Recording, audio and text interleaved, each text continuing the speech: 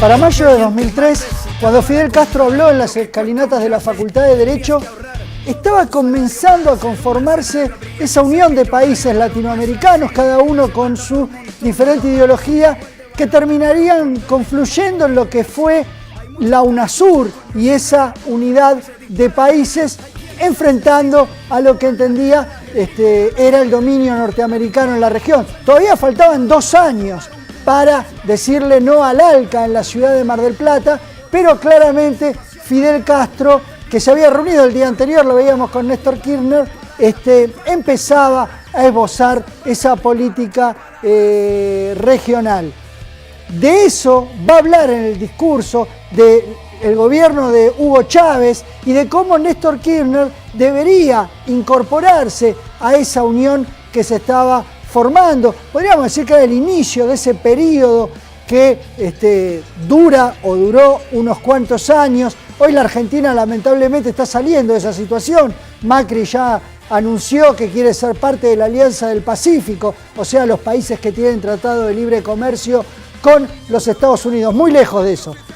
Pero años atrás, en el 2003, era Fidel Castro el que planteaba una decisión distinta de formar UNASUR, esta unión de países latinoamericanos, para enfrentar a Estados Unidos. Escuchemos cómo lo planteaba. El que alguien te mate, si cada bala costara lo que cuesta un yate. El problema está en la distribución equitativa de la riqueza. Esto no necesita ni siquiera confiscar. No, en una concepción de lo posible, porque hay que pensar en lo deseable y lo posible.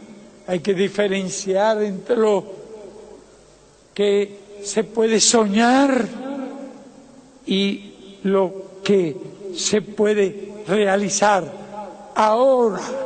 Y lo que se puede realizar ahora y podría realizarse dentro de 20 o 30 años a partir de las realidades del mundo actual.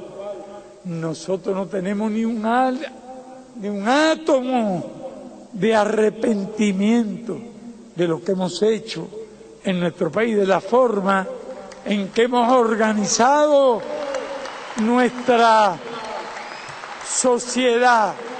Hemos tenido la posibilidad de aprender mucho sobre nuestras posibilidades y tenemos una idea de prioridades, porque es muy importante para los que deseamos un mundo mejor tener idea de las prioridades, de las posibilidades, de las realidades. Le mencioné como 2 veces o 3 el famoso proyecto de ALCA.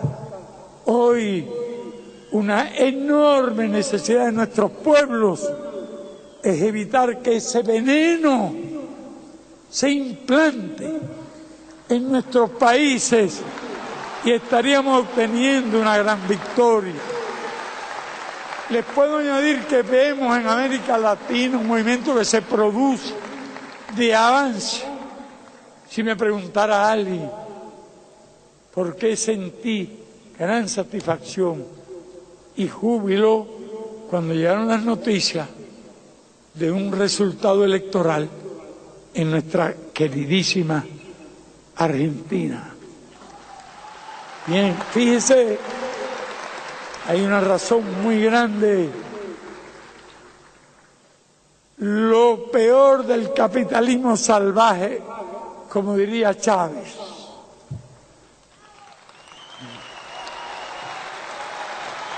lo peor de la globalización neoliberal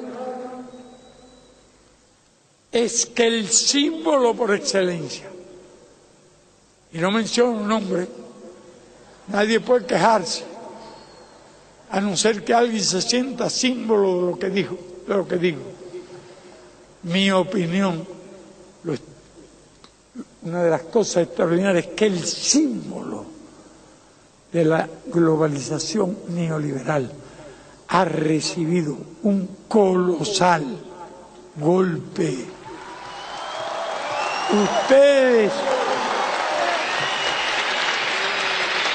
Ustedes no saben el servicio que le han prestado a América Latina. Ustedes no saben el servicio que le han prestado al mundo.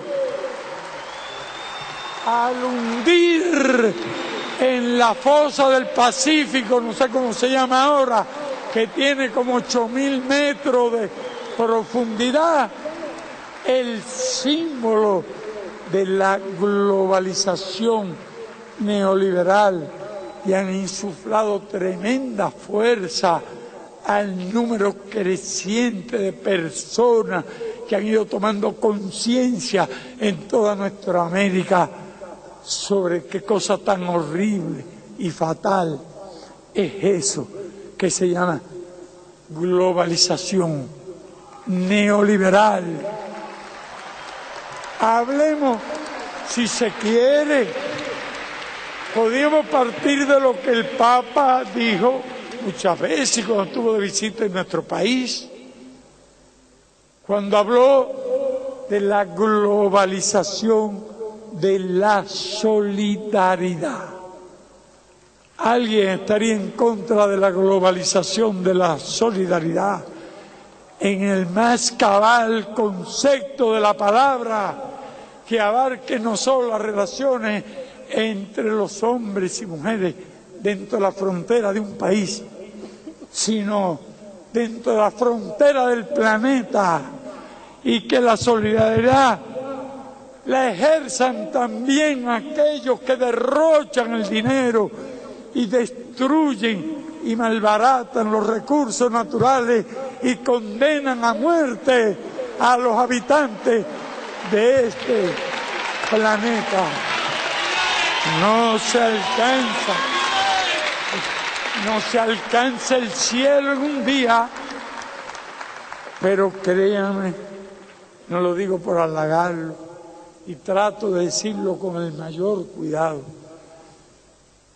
que ustedes han aceptado un descomunal golpe a un símbolo, y eso tiene un enorme valor, y se ha producido precisamente en este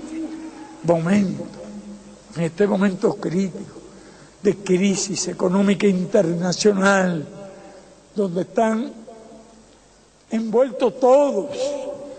Ya no es una crisis en el sudeste asiático, una crisis en el mundo, más amenazas de guerra, más las consecuencias de una enorme deuda, más el fatalismo de que el dinero escape. Eso es mundial el problema, por eso mundialmente también se está formando una conciencia, y por ello será un día de gloria, ese día que el pueblo argentino, pese a dificultades que, como sabemos todos, existen aquí y en otras partes, muchas veces fragmentación, muchas veces divisiones, y divisiones puede haber y hasta debe haber, pero es que hay tantas cosas de interés común que se puede tener. La convicción de que esas deben prevalecer, el mundo posible, porque fíjense que ha tomado fuerza esa frase, un mundo mejor es posible, pero cuando se haya alcanzado un mundo mejor es posible, tenemos que seguir repitiendo un mundo mejor es posible y volver a repetir después un mundo mejor es posible.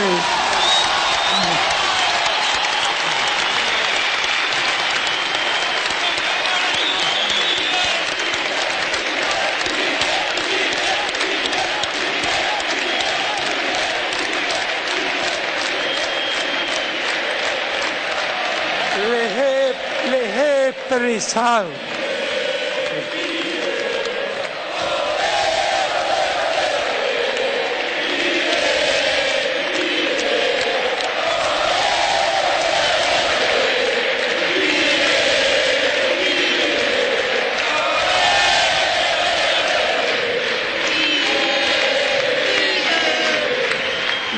expresado, y estoy próximo a terminar, les he expresado así en estas peculiares condiciones, y me alegro más, la experiencia modesta de nuestro país.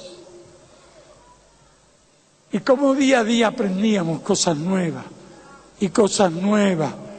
Y cuando luchábamos contra el 130% de analfabetismo, qué lejos estamos de pensar que un día estaríamos masificando los estudios universitarios, extendiendo las universidades por todos los municipios del país a partir del capital humano que habíamos creado, sin lo cual habría sido imposible esa aspiración. Y por eso he dicho, Martí ya lo había dicho hace muchos años, que a lo que le llaman soñador él decía que los sueños de hoy serán las realidades del mañana. Los soñadores no existen, se lo dice un soñador que ha tenido el privilegio, no el mérito, de vivir a pesar de los cientos de planes por acelerar mi viaje hacia la tumba, con lo cual me han hecho un enorme favor, porque me han hecho perder todo instinto de preservación y conocer que los valores sí constituyen la verdadera calidad de vida, la suprema calidad de vida, aún por encima de alimento, techo y ropa. No disminuyo ni mucho menos la importancia de las necesidades materiales, y siempre hay que colocarla en primer lugar, porque para poder estudiar, para adquirir esa otra calidad de vida, hay que satisfacer determinadas necesidades que son físicas, que son materiales, pero la calidad de vida está en los conocimientos, en la cultura. Cuando un hombre termina su trabajo, quiere ir a un lugar a ver una buena película o a un teatro para ver una obra excelentemente presentada, o una danza, o un grupo musical. Ya después que desayunó y almorzó, lo que desea es esa recreación, distracción. Y distraerse, nadie quiere que los hijos se entretengan o se recreen viendo consumir drogas o viendo violencia y cosas absurdas que envenenan la mente de ese niño. La calidad de vida es otra cosa. Calidad de vida es patriotismo, calidad de vida es dignidad, calidad de vida es honor.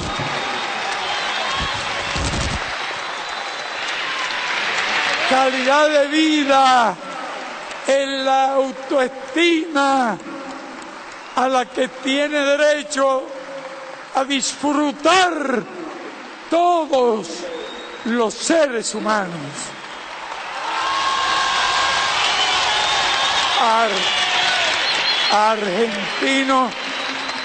Argentinos todos, hermanos entrañables de América Latina, cualquiera que sea su creencia, su pensamiento o sus ideas, no he tenido intención de lastimar ni de ofender a nadie.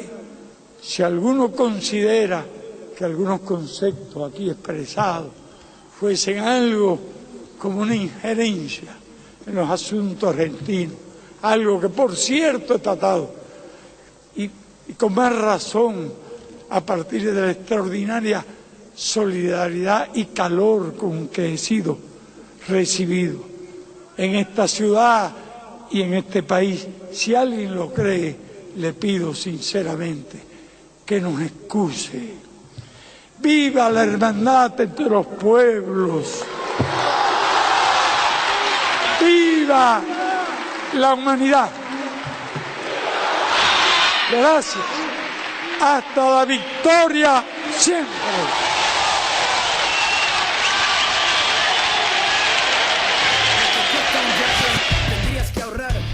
Un lujo haber compartido este resumen de las casi 3 horas que duró el discurso de Fidel Castro en las escalinatas de la Facultad de Derecho en mayo del año 2003. Seguramente con el transcurso de las semanas iremos compartiendo la voz de los principales líderes del mundo. Si quieren comunicarse con nosotros, presentar propuestas, a quien quieren escuchar, líderesdearchivo@gmail.com es nuestra vía de comunicación. Y también un agradecimiento muy especial para nuestro productor Hernán Nucera, que sin él nada de este programa sería posible. Y nos vamos con una perlita. Salvador Allende, entonces presidente chileno, y Fidel Castro, el primer mandatario cubano, juntos en una entrevista del año 1971. Lo dejamos con esta perlita y nos encontramos la semana que viene. ¿Te das cuenta, Fidel? 3 minutos para definir los obstáculos de una revolución que tiene que hacerse dentro de la democracia burguesa y con los cauces legales de esa democracia. Sin embargo, tú sabes perfectamente bien que hemos avanzado. Obstáculos. ¿Nacen de qué? En primer lugar, de una oligarquía con bastante experiencia, inteligente, que defiende muy bien sus intereses y que tiene el respaldo del imperialismo. Dentro del marco de una institucionalidad en donde el Congreso tiene peso y atribuciones y en donde el gobierno no tiene mayoría. De allí entonces que las dificultades sean bastante serias y hacen que el proceso revolucionario chileno, dentro de los marcos de esta legalidad, encuentre, ¿no?, cada día y en cada momento obstáculos para el avance del cumplimiento del programa de Unidad Popular. Por ejemplo, fíjate tú, es cierto, obtuvimos el despacho unánime del Congreso de la ley que ha permitido nacionalizar el cobre. Pero cuando hemos buscado el camino de comprar las acciones de los bancos y de los monopolios, ya nos hemos encontrado con obstáculos, con resistencia, ¿no? Y el Parlamento exige que haya una ley que vaya determinando caso por caso, o bien una lista determinada de aquellas empresas que debían formar parte del área social. Usted comprende, pues, Augusto Olivares, que las dificultades, en el caso nuestro, también están en relación con ¿qué? Con una libertad de prensa que es mucho más que una libertad de prensa, que es un libertinaje de la prensa. Se deforma, se miente, se calumnia, se tergiversa. Los medios de difusión con que cuenta son poderosos. Periodistas vinculados a intereses foráneos y a grandes intereses nacionales.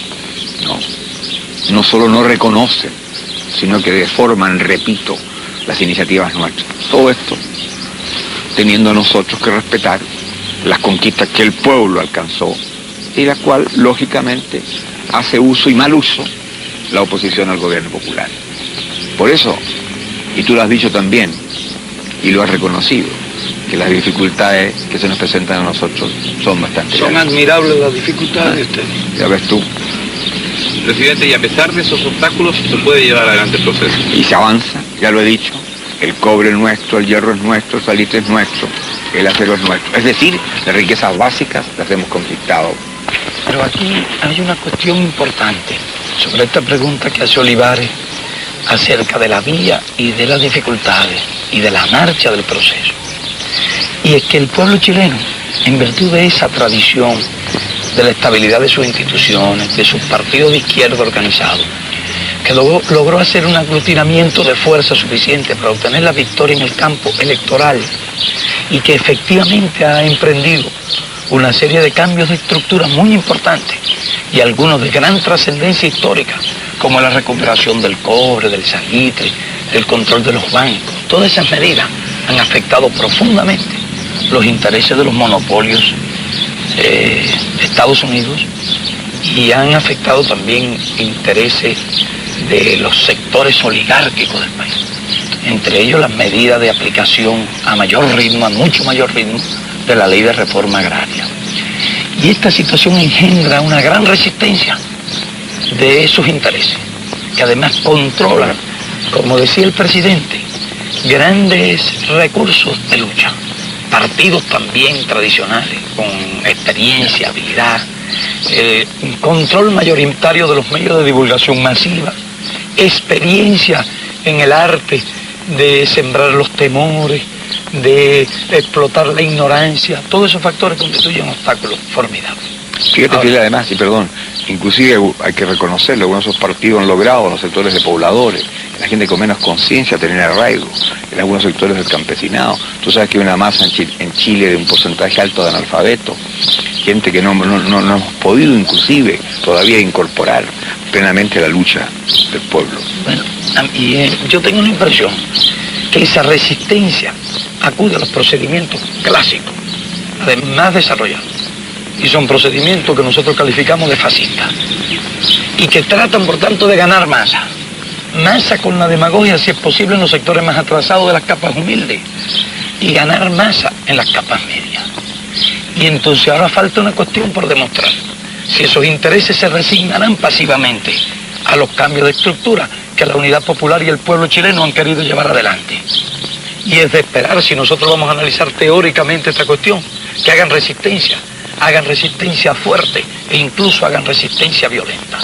De manera que sea un factor que no se puede descontar en absoluto de la actual situación chilena, a mi juicio, que es el juicio de un visitante, que viene de un país que está en otras condiciones y que es como un viaje de un mundo a otro mundo. Tú lo has dicho, y yo creo que es muy justo. Los revolucionarios nunca han generado la violencia. Han sido los sectores y los grupos golpeados por la revolución los que generan la violencia en la contrarrevolución. Mantuvieron los sistemas por la violencia y lo defienden por la violencia. Comandante, tanto usted como el presidente Allende se han referido a los obstáculos que encuentra el proceso revolucionario chileno. ¿Usted podría hablar de los obstáculos que ha encontrado el proceso revolucionario cubano?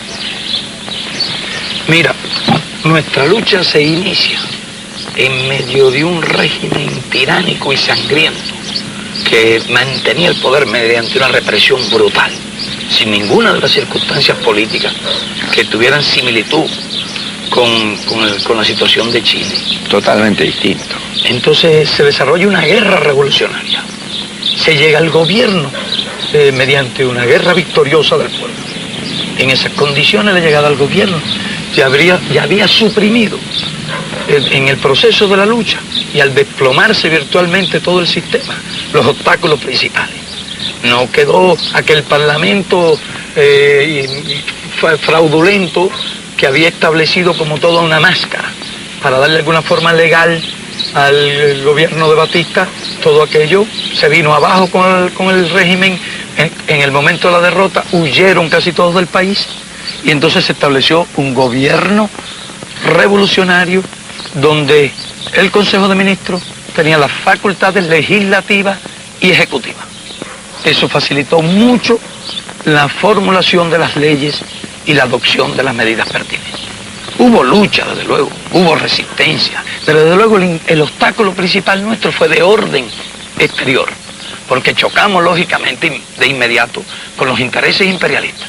Y entonces el imperialista constituyó la oposición fundamental, una formidable oposición a nuestro país, y que además utilizaba los factores internos, las clases, los terratenientes, los elementos más reaccionarios. Inmediatamente comenzó a organizarlo y a vertebrarlo para una lucha que en un momento dado fue ideológica, pero que durante muchos años fue violenta. Creo que allá también el imperialismo controlaba la tierra.